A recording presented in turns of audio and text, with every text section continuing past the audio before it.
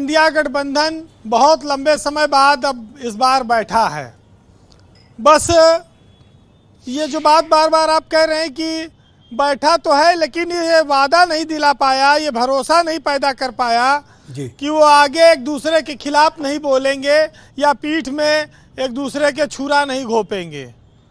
क्योंकि राजनीति में ज़रूरत सबकी है, दोस्ती किसी की नहीं रह गई ऐसा लगता है।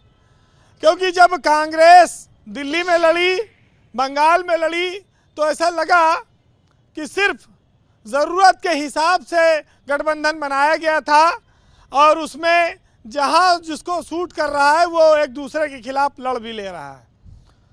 हासिल क्या हो रहा है, इसमें अगर मंथन होता तो एकजुटता ज़्यादा अच्छी दिखती, लेकिन शायद इस पर मंथन नहीं हो पाया।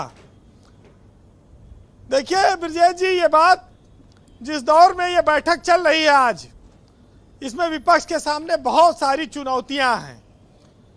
एक तो अपनी एकजुटता बनाए रखने की चुनौती है कि वो अगर गठबंधन बनाए हैं तो उसको ईमानदारी से एकजुट रखें।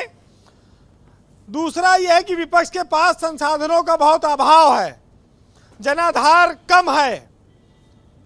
तीसरा, पावर जो है विभिन्न राज्यों से उनके हाथों से फिसल रही है, यानी कि उनकी सरकारें लगातार कम होती जा रही हैं, बीजेपी की सरकारें बढ़ी हैं।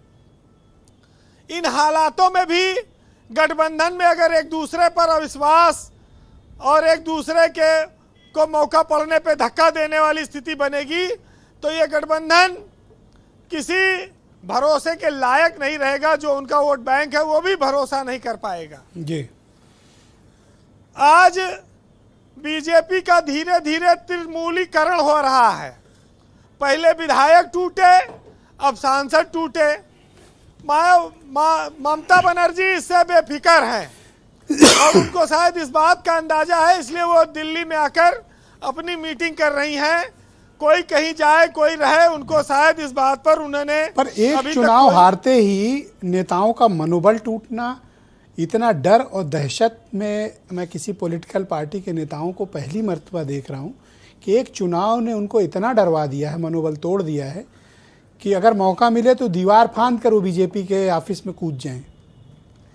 देखिए, ये बताता है कि नेताओं का ना तो कोई चरित्र बचा है और ना उनका कोई वजन रह गया। वो जिन टेढ़े मेढ़े रास्तों से, गलत रास्तों से राजनीति में आकर सीढ़ियां चढ़े हैं, वो सरकार बदलते ही वही सीढ़ियां उनके लिए अभिशाप बन जाती हैं।